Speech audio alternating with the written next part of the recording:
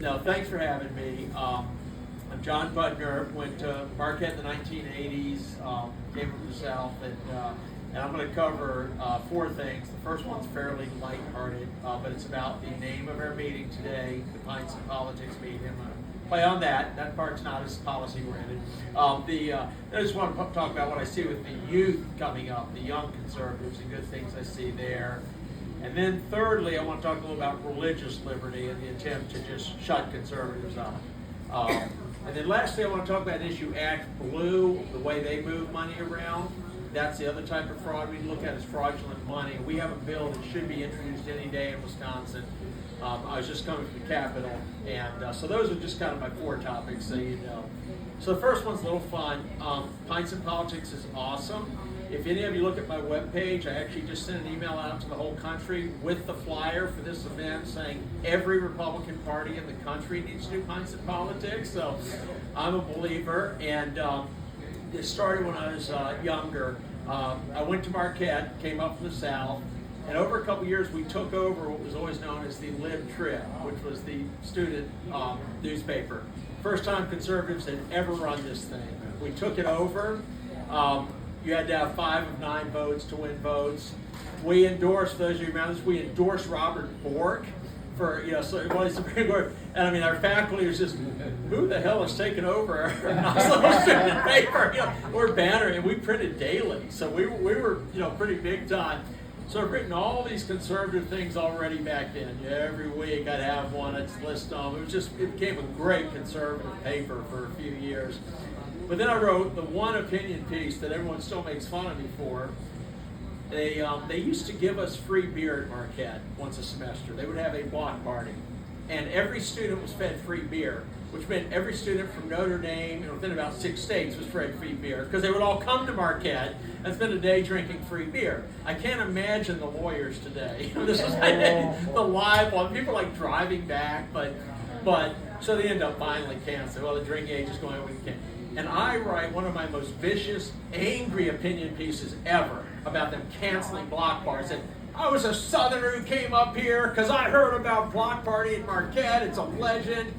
And I had one friend come and say, John, we count on you for conservative guidance for 4 years. I'm suddenly reading this editorial by some redneck hick, and I get to the bottom and it's you. So I've defended beer forever, just so you know. I think it frees up conversation. No offense to anyone who doesn't want to drink. And then the one other one I'll tell you, beer in Wisconsin. My wife was from Wisconsin. She wanted to marry Southern to go south. So it took me years to get her back up north. She'd had enough of winters. So we're backwards. I was the Southern who lived in the South. She was the Midwesterner who my only qualification for marriage was, I think he moved me back south. So she made me go south for a while. But 2012, I finally tried to get back, and I decided to do a convention, and it was just a convention for U.S. Senate. Now down south, the conventions are in place of primaries. They decide your nominee. Here it's more a beauty contest. But I had that Senate race where it was Hubney, it was Tommy Thompson, and the Speaker Fitz was in there as well, and Newman, the congressman, who was very, very solid. And I just did the convention. I mean, it wasn't really contested, but I ended up beating them all because we'd done conventions our whole life, but it let me speak in almost every Republican Party county in Wisconsin. So it was like my way back in. But I have the staff up for the convention. I think we've got the votes. I think we've got the second place votes, and we did. I mean, Fitz won. He gave me 3 power. Now, Tommy won the primaries, but we won. So there. And I'd always had a rule for staff, when you're at an event socializing, you drink with people, you eat with people. When you're working, you don't eat or drink. You're working. I want to pay, I was just very strict with that. So we have a quick meeting. There are a few thousand people at the Wisconsin convention. We're going to have a big vote. I pull everyone, our staff, come here, okay, listen, guys. We have a new company policy, okay? In 49 states, if you're at an event working, you don't drink. We are the only 4 losers in this place not holding a beer. Everyone get a beer. I don't care if you drink it or just fake it. We're not going to be the stupid people here without a beer. So twice I've defended beer. Just I want credibility. Defend the state. Okay, so that's the lightest hearted. The other issues are a little more serious. But anyway, but finally got back up here in 2021. I told everyone in Auburn, Alabama, which is a great university. It's been rated the most conservative student body of any public school in the country. I'm not talking private, Hillsdale and all, but my wife taught there. Students are fantastic. It's military, it's ag, so it really is a beacon among conservatives. among public schools, I'd say. But I told everyone in 2022 why I moved back to Wisconsin. I said, I've been trying to get her to move back, but I'm moving back to the state that's going to decide the presidency. And that's why I said I was going back. I said, this is the time. I'm going to be here for the rest of our life. I got to be here in time. Got up here and realized there was no faith and freedom state organization in Wisconsin. There had been years ago. Well, I'd done national faith-based turnout for Bush 2000. We did the first kind of how do we turn out churches, how do we get around the Johnson Amendment, and so I called Ralph Reed, who I didn't know that well, but he's still the national guy. He really started his model in 2000, just to get to churches, turn them out, the things you can put in the church. You put comparison pieces in with all the issues. You can't put vote for, now you can, but until this, as of 2 weeks ago, began. But you can draw the conclusions. I would say, look, it's a fair piece. If you get this piece and you think there are 47 genders, Kamal is your candidate. We're trying to help you. Now, we're not probably giving them to people who think there are 47 genders, but the point is, you want an open border, you want it's a comparison. So I called Ralph, like, Ralph, Wisconsin's going to decide this presidency. How do you not have a faith in freedom in Wisconsin? And Ralph doesn't usually reply quickly to me, but he did this time. Said, John, I got your message, great idea. I've accepted your application to run Wisconsin Faith and Freedom. I'm like, oh. It's like a church saying, you know what's broken outside? You're a mechanic. Get out there, fix it. So that's how Wisconsin Faith and Freedom was born once I was here, and it was great. And I was going a little out of order of the way I list them, but religious freedom, the First Amendment. I mean, the fact that we are the First Amendment movement now. I mean, the First Amendment debates in the 80s for like over whether or not you have porn and stuff. I mean, they weren't political, so we were on the conservative side. Saying, no, you don't need that stuff out with the break morals. But this is just going after out now this war on conservatives, silencing them, preventing them from speaking, shutting up churches, really starting with the Johnson Amendment in the 60s, but saying, trying to scare pastors into saying you'll lose your tax exempt status, don't dare say anything from up on the altar.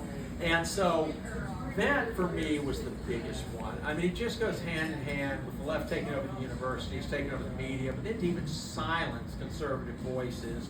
And so that's such a big focus. And I'm so glad we were able to kind of connect you with Pacific Justice, because they'll get more into the legal of this in a couple of months. But we were happy to talk to them and get them in. But that's one thing we hit right off the bat. And to give you my little history, I mentioned school paper and all, and I ended up going to running politics pretty quick, so I didn't stay in the media for too long, but I still did some. But in 2012, an old high school, got my high school in Richmond, Virginia, the shy guy called and said, hey, John, I need you to start a sports section for my paper. I'm like, okay, well, I'm more into politics. He said, no, you can cover some politics.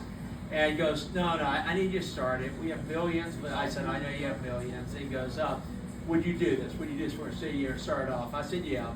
So that person was Steve Bannon at Breitbart. He had to start Breitbart Sports. I'm joking about the shy part. Steve's the least shy person in the world. We were at the same high school in Richmond, Virginia. It was a conservative Catholic school. I mean, we'd write all the precinct workers. We would do mock student elections, be 85-15 conservative. It was great. So, but just that fight everywhere. And I said at the end, I said, Steve, I get it. I like sports. I'll write about them. I do some analytical stuff just for fun. But I said, why does Breitbart need a sports section? And he said, John, this is a culture war. He said, I want you to wake up every morning and remember that you're the one telling the American people that ESPN is nothing but a liberal tool of Disney. Mm-hmm. And then hung up the phone on me. It was almost like the old mic drop the kids talk about. I mean, it was like, that's all I have to say to you. That's your mission. So we wrote for Breitbart, and my favorite moment there, we had some great stuff we did. And some of the stuff was just like who won the tennis match, but some was, important stuff.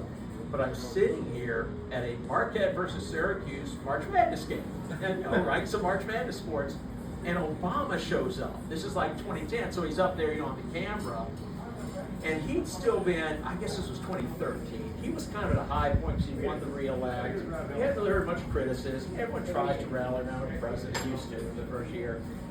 And what was fascinating to me is half the people booed and half cheered. And I'm like, wow, basketball crowd. I thought it was fascinating that half were on our side. Mm-hmm. The president, normally that's a polite, the president's here, thank you. And so I'm like, this is fascinating. So I type a story sitting there. I'm in the booth, I make my story. And my story is a little nicer than the Breitbart editors made it. I actually put really interesting, proud 50-50. What I was fascinated in is at these March Madness games, for those of us who are into it, a quarter of the stadiums each team, because it's back-to-back games. There's the Syracuse section, there's the Marquette. People were standing up during games screaming at each other because they were mad they were either for or against Obama. I'm watching this one, all these people in Syracuse, and they're screaming at each other. Why'd you boo the president? Because he's a scumbag. And I'm like, oh my God. So I'm just typing this was a fascinating thing. Well, I just put, my headline was really nice. I was fair. I put crowds split evenly on Obama, or, you know, something boring. Oh my gosh. Steve Bannon and Barlow, they changed the headline. They can publish it. The headline reads, and it's still the story, if everyone Google me on Breitbart more than a decade ago, Obama booed at hoops game after day on golf course. Like, I don't know what I wrote, but they added they'd been playing golf all day and then gone over. And oh my gosh, it's the only time I guess I was viral for a day. It was 42,000 Facebook likes and messages. And then Huffington Post starts attacking me by name and saying, well, this liar Pudner, there was no booing. Bannon calls me cursing. Well, he was always cursing, but he calls cursing like he wasn't. And he said, Pudner, do you have a recording of the booing? I'm like, no, he just booed. I wrote the story. He's like, sure. I'll leave out the adjectives, but GDF, there were some of the initials. If you're going to take down leader of the free world, you better have your facts straight. You don't have a recording? Well, I started praying. It happened to be, I was having to go to Easter Vigil after. It was Holy Saturday. I'm like, God, this is either going to be great or bad. I mean, so I called my buddy Cole Musio. It was kind of Spencer years ago, like the great 20-year-old, I'll mention Spencer. And I say, Cole, I'm either going to be fired or this is going to be a big hit. And he says, do you know you already have 20,000 Facebook likes on that? What? I've never had 10 Facebook likes. So anyway, so we get out. So I'm thinking, God, you got to get me out of this. And the Huffington Post is trashing. They're all like, there was, because at these games, I'm giving people more basketball in it, but the microphone's always just in one part of the stadium. So they only catch up kind of a section, and there really wasn't much booing on the thing. So they said, Pudner's lying. Well, oh my God, you got to get me out of this. I have no recording. I can't prove this. The players, some liberal players waiting for the next game, get mad about the booing. They all start tweeting, we can't believe over half this stadium booing President Obama. Like 8, so they added to the Breitbart story. And so I was like, look, come on, liberals at the game. So I heard the booing. So anyway. Out of their own mouths. Yeah, so it's just they've so tried to shut us up. I mean, they've so tried to shut down any kind of conservative, try to undermine. Someone gets something wrong and they're sued. And, it's just crazy. And the fact that we fought through, whether it be Breitbart or now I write a monthly column for Newsmax, and we just thank everyone to fight for the First Amendment and to say we are going to keep getting our message out and not to cave, because they already got the universities. As I mentioned, Auburn's one of the one exceptions. It really was solid. The public universities, there's been a great fight to take them back, but they really thought this thing out for decades, and we've got to respond, and I think it's gotten much better. But just the religious liberty and just the giving strength, I just find in churches, the reason we do that side-by-side comparison, and we do a nice picture of Kamala. We don't do like a mug shot. We just do the Kamala's positions, Trump's positions. What I just found is there are people in churches, and a lot of them, fairly conservative, but maybe they don't like Trump. They don't like the tweets, that whole thing. It's like, I'll even play along. I'll go along and I say, yeah, I got mad about that thing he did a week ago, whatever. I said, I'm trying to focus you on the issues that affect your life. And we just find once people in a church, they see it's a fair piece, we'll footnote everything. I should have brought samples, but so that's our mission. And the more we get out through the churches, and to finally have this IRS. Now, I've been out there trying to convince pastors since I ran National Faith Base in 2000, you can put this stuff in. Well, this IRS decision a couple weeks ago, if you didn't see it, saying churches can actually endorse is wonderful. Doesn't mean every church will endorse. It'll be hard to get a Catholic or Lutheran. They're very just hierarchical, or even Latter-day Saints won't. But once you can tell them, hey, this is clear. One, all those pastors who really are with us were just a little nervous. Like, I'm just worried if I lose my tax status, IRS might shut down my church. It fixes them. It also helps a few pastors that have been using this as an excuse for years to not say anything. Because you no longer have your excuse. You can even endorse. You can certainly, at very least, put an issues comparison. And last I'll tell us, religious liberty had one Presbyterian pastor who was actually in the more liberal Presbyterian branch, but he's conservative. He said, John, I want all my people to have this. Was the Trump comparison. He said, I want them to have it. There's this one lady who's going to ream me and make my life miserable. And so we talked for a couple of weeks. I go, okay, I'm going to do it, John. I'm telling you, she's going to get an uprising going. She's going to, she's going to get me kicked out as pastor. But I prayed about it. So he gets it out. Gives a sermon. And not just hands it out, which a lot of churches did. A lot of Pentecostal evangelical will actually do a sermon, or Southern Baptist down south does a sermon. He's bracing for that moment. And I call him, and I could tell he was kind of laughing and say, hey, I'm Joe Brown, you still the pastor? John trying to lighten me. And he says, John, that lady made a beeline for me. I'm terrified. She says, we need to do more of this. We need people focused on issues. He said, John, I think she liked the stuff on Kamala's side. I really do. She's that far out there. She's in the church. But it's the biggest tool to turn people out. And I'm not saying it's not a place for negative. We've got to hit bad things that are happening. I'm glad that people do good TV. And my best friend from Virginia, Chris LaVerde, ran Trump's campaign. I texted him when he did that, they, them, you. I said, Chris, best ad you've done since Swift Boat, which those you remember Chris did that in 2000. He did Swift Boats with Kerry, and this guy's great. We were best friends. And the great thing on Chris LaVerde and Trump campaign is I got Chris's first job. I turned down a job so he could have it. Now this is silly 20-something stuff, but if he were sitting here, I would say, and Chris would be a janitor today, and he'll play along. It's, oh yeah, I would have gone nowhere. Pudner got me my start. I wouldn't have run Trump. But just to get this fight for religious liberty, don't be scared. We've just got to the point where I think there's a critical mass now where people aren't scared to speak out. And we've been willing. And last thing I'll say on that is I had one person I always thought of as very moderate. She was a corporate Republican. I thought, oh, she probably doesn't like it. So I reconnected with her and she said, by the way, John, I'm the biggest MAGA person in the world. I said, that's interesting, Megan. I said, why? Honestly, I wouldn't have felt it. I would have honestly been nervous. Maybe you were like one of the, I don't like him, suburban. She said, John, you know what I figured out? Our whole history, the Democrats have been the street fighters and the felons, and we've been the ladies and gentlemen who are getting run over. They don't like Trump because he's a street fighter. Not just too conservative, because he's a street fighter. And I said, yeah, and I think everyone came over when they tried to throw him in prison. I think that was the moment where a lot of America woke and said, wait a second, you're saying you're the party fighting for democracy, and you're trying to throw your opponent in prison and bankrupt him through the court. So, yeah, I just think there was that aha moment that maybe got that kind of middle 5% to come back, oh, I think I'm on the wrong team. So, we have to keep fighting for it. We can't let up. As we've seen, conservatives tend to go back to their real lives after an election, and liberals, they don't stop. I mean, they've been advertising for canvassers every day since the election. So that's what we try to do. So we've got a couple of our funders may, this is always lean time for us, nonprofit kind of political types are always broke after, we got a couple of funders that finally got to, let us just hire some of those canvassers back just to do voter registration.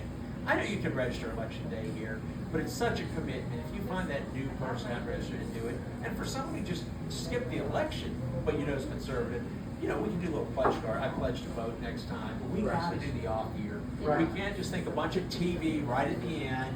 If you're not at third base already, the liberals, and that's what happened in April. People went home, and the liberals just kept organizing, and finally at the end. So that's kind of the religious liberty. I did kind of touch on the youth there, joking about loss of either. I've really been lucky, just having young people.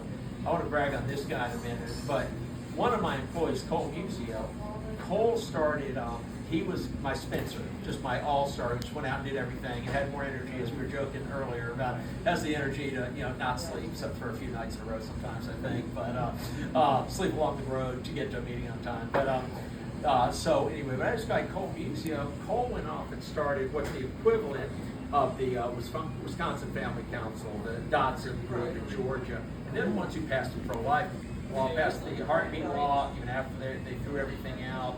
And so, yes, that was just a couple years. That was after Dodds. So they got in.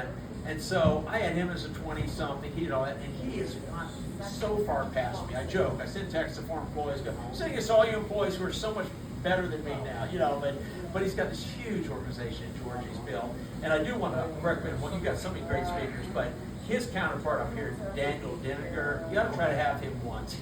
He's the same thing. He's, you know, I hear a couple of us go, oh, well, there was Appling for years. She was great. And she was out. He was the new. And some people say, oh, it's a 20-something now. I mean, we got to encourage those people to come out. There's so much good stuff. And listen, I've been on both sides of a couple of battles where turning point was, I was on their side or against them. So, but they're bringing young people in. So this isn't a pro-turning point or an anti. I mean, I was a big fan of Pam Travis, who they were against for committee woman.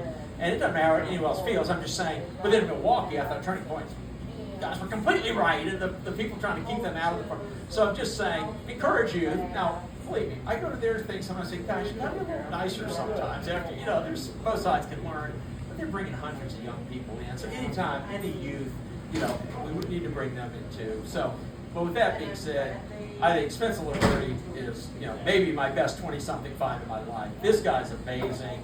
He does his speech instead of me sometimes. It's much better than when I give a speech. But Spencer really is, and he knows like every corner of every county in the state already, even though he's lived in the South. Spencer's a workhorse. So we just need to find more Spencers. We need to find and keep them engaged, because so many are let go the day after election. And our side's people then go get other non-political jobs and never come back. And then you've lost a cycle of experience. So try to encourage them, or even hire someone for some other job who's, you know, you want to keep involved, keep around good people, but the youth. So yeah, so Spencer, thank you. I mean, he's a godsend.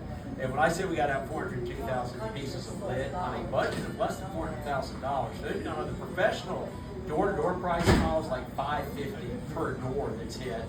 And I'm not even criticizing them. I'm saying, because sometimes you have to, you need a whole bunch of people hired, even hotels.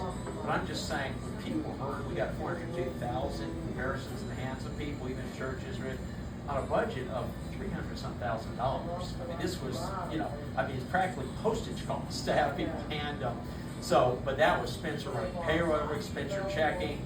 Hate to say, is anyone cheating? You know, in case you find, ooh, and he monitors, you know, you were entering your data, you know, 8 blocks down from the door you said you were at. We don't want that. That's fake data. That person they entered wasn't really a supporter. So he's the one who watches all that. Let me tell you, at 23 years old, I could not have run a payroll of like 47 canvass or something.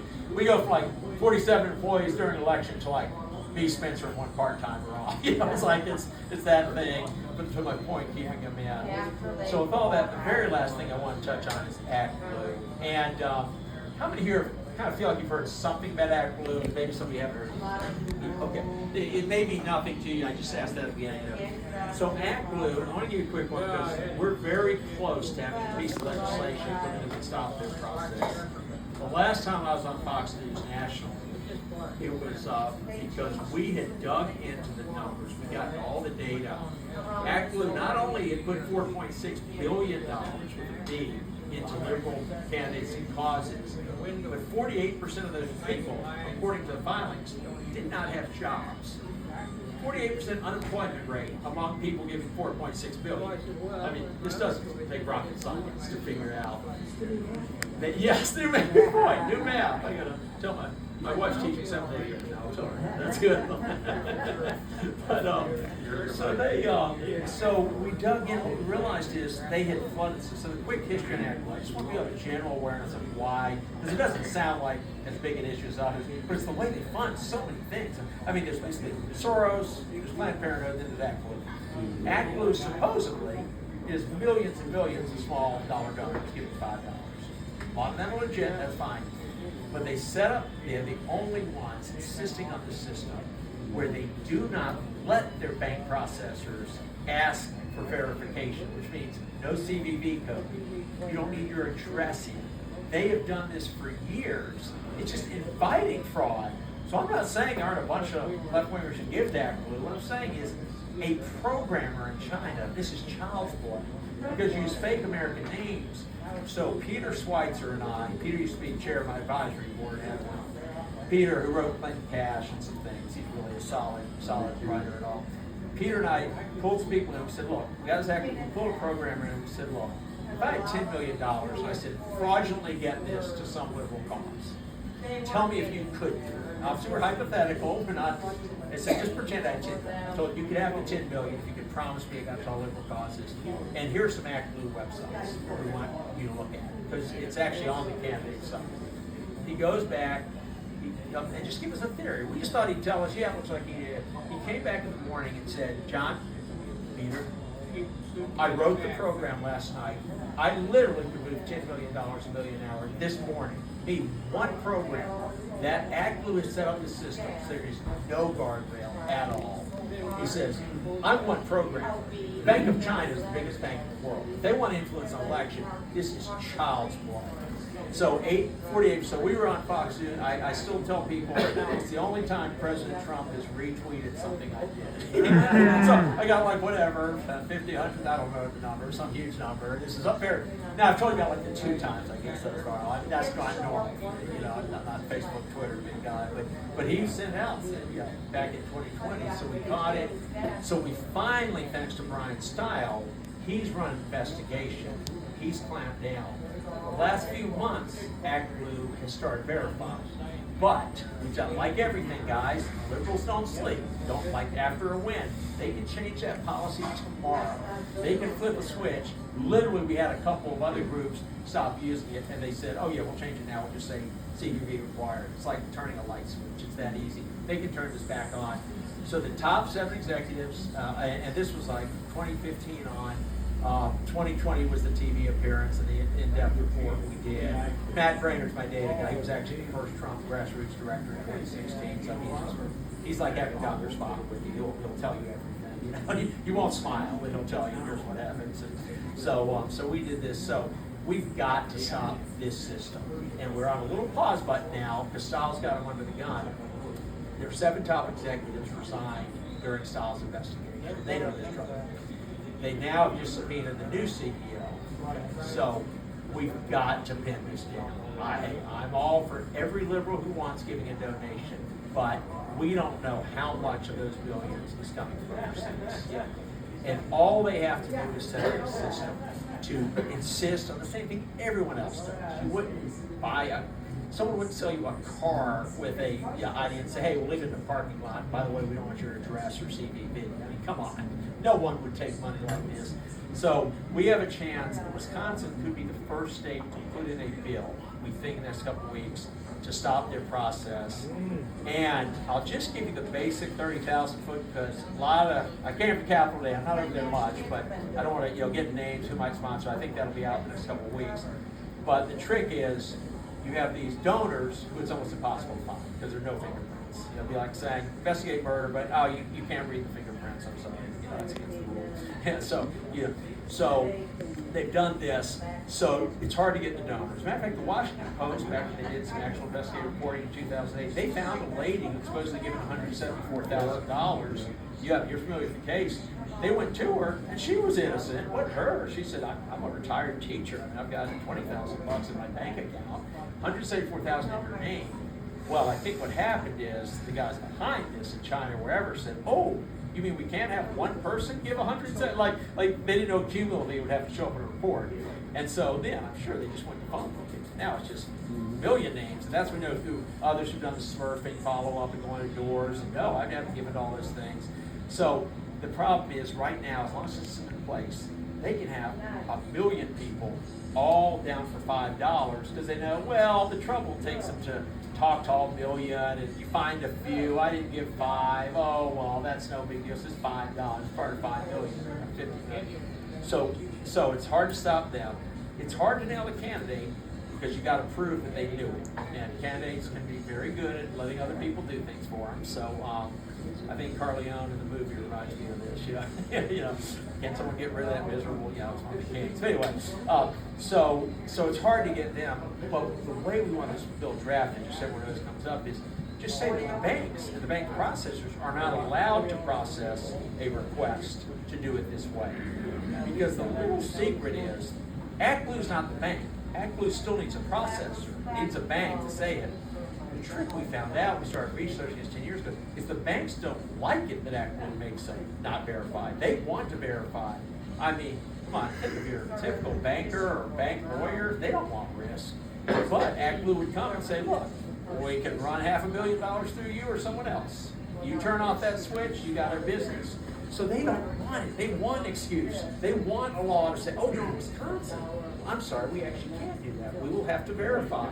And then the Chinese money goes away, and I don't know, maybe 90% of it's real, maybe 70%. I don't know how much is real. We won't know until we cut that off.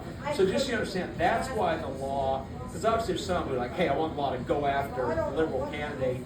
I understand that, but realistically, you've got to stop this. And here's the last interesting piece. This was not that partisan when we started this fight in 2015. It got partisan when Act Blue got bigger and bigger and abused it. But in 2015, we were more talking hypothetical. Hey, let's make sure no one does this. So we actually, on the first bill back then, had 52 Republicans in Congress and 31 Democrats signed it. It was so common sense. Well, then, of course, Act Blue all gets upset about that. As a matter of fact, we actually have Amy Klobuchar was a sponsor from across the Minnesota line because it was such common sense. Well, obviously, then some liberals guys, hey, wait a second, you're killing off our breadbasket here. So it's become very partisan. But I think we have this moment now where Act Blue is said for the moment, we're processing. Great. You know what we ought to do? Codify it right now. Well, it's just a company policy. So just to explain, that's why it's there. Because unfortunately, the Act Blue explanation, as you've heard, it takes a few minutes. It's not one of these 30 seconds to understand how they move money. So that's going to be our big focus in the legislature this year. We certainly have plenty of others, but that's our big one. So with that, before I turn off the recorder to take any questions, in case one said, Spencer, again, he's a champion. Spencer, is there anything you want to add? Thank you so much for all you do. I mean, the main thing I'd probably hit on is that there's a lot of things that go on behind the scenes. And, with what I do, I talk to a lot of people who work behind the scenes. For example, to make a Leakin Day dinner happen. There's a lot of people who put a lot of work in. Nobody ever thinks about that. And so, that's something I personally want to say. I appreciate you all who do that. There's a lot of people who put in a lot of volunteer time. So that's one thing I'll say. With this Act Blue thing, actually yesterday, I was also at the Capitol working on, trying to rally up different sponsors for it and, kind of just spread awareness as to what we're doing, because it is really, honestly, a sick issue. You could have, any one of you could be running for office and your opponent will be bankrolled by Act Blue, and the money's probably from China or another country that hates us. And we all know about the Russia scandal, the Russia hoax. Well, this is actually something that's real, that happens. And all of you could be out there, fundraising the whole time while your opponents, they're funded. And it's one way we off camera, obviously, we talk about this issue of school boards and winning at the ground game. Well, if you want to win at the ground game, you have to have money. They have money. Where do you think they get their money from? It's ridiculous. And so we're trying to cut the problem off at the base. And that's one way of looking at it. And, and when it comes to the long-term effects of this, if we were able to get this through, it means we'll be able to, push for better candidates at our school boards. It means that our kids will actually be taught real values in terms of, saving our generation. And that's something I'm sure that's important to all of us. I mean, I'm old enough to now see the decline from when I was 10 to now that I'm in my 20s. I see it. It's insane. And so that's kind of one of the biggest issues we're on. Obviously, I do a lot of the hiring and sometimes, unfortunately, the firing. I never like firing anyone. It's sad. But one thing I want to touch on is how important it is to support our good grassroots movements on the conservative side of the fence. It's so important because I have hired, trained, and had to let go at least 100 people, maybe a few under 100. But a lot of people who were talented, people who were skilled, people who would go out there in the sub-degree weather and knock doors to turn out 2 more voters in their neighborhood, 2 more voters in their neighbor's their best friend's neighborhood. Someone who would go and talk to their, someone's best friend and get their whole family out to vote. So many of these people get let go after Election Day. And it's really upsetting because then next time we got to go train a whole batch of new people, while the left, and I've seen them do it again and again and again, and it's infuriating, they get to keep the same set of people and they get better every time. I know how I was when I first started my first campaign.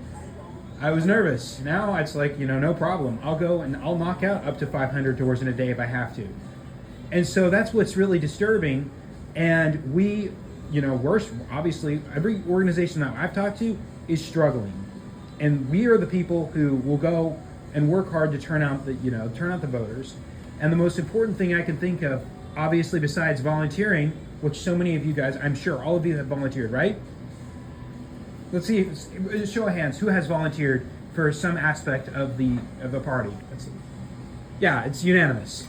That's what I thought. And so, besides volunteering, the most important thing you can really do is donate. Donate to an organization that gets things done. Because that money goes towards keeping people on payroll who go and knock the doors. I can think of one personal hire who I hired him. He did so many good things. And he got his kids knocking doors, and it was amazing watching him work with his kids. The most doors we ever got in one day from one person was, I think it was over 600.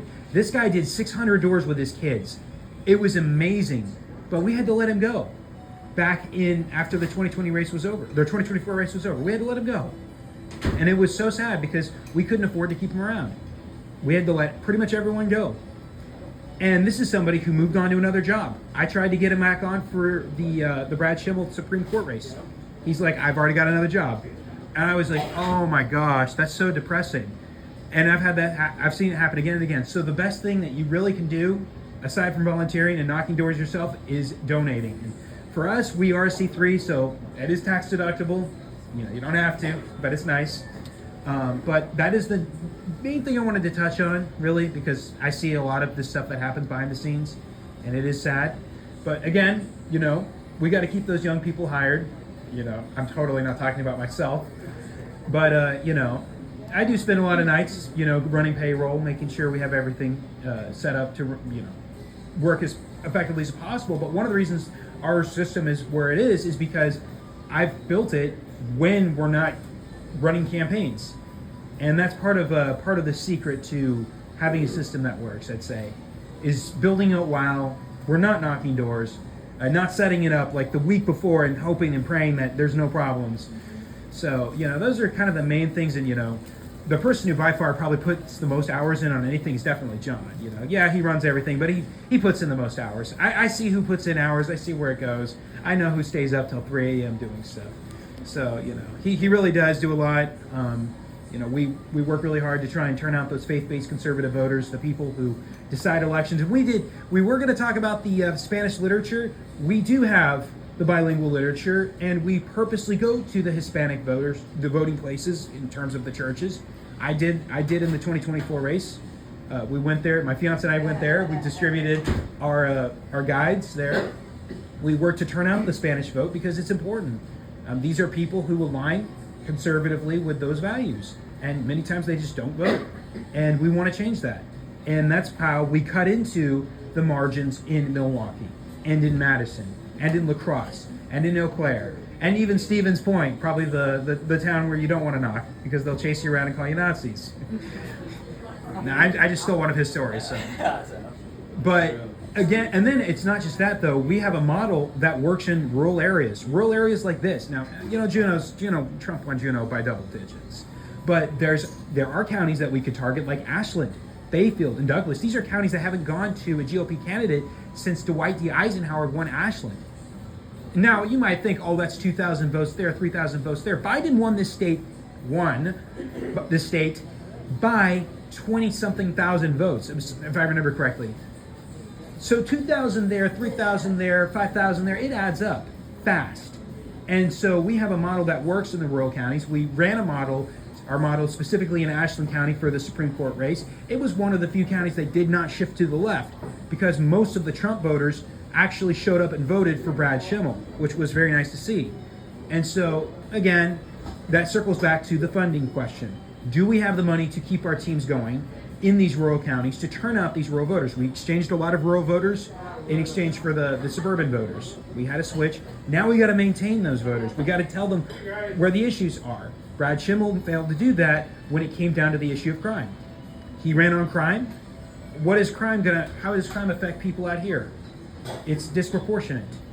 And so we've got to really address that, we've got to be able to stay active within the rural communities, like here, and that's kind of our main focus. And we've been very successful with that, I'd say. But we're pretty active, and we would love to have you guys stay involved when door knocking season comes around. You know, we're always hiring, so yeah. But anyways, yeah, that's all I really got to say. Thank you, Spencer. I appreciate it.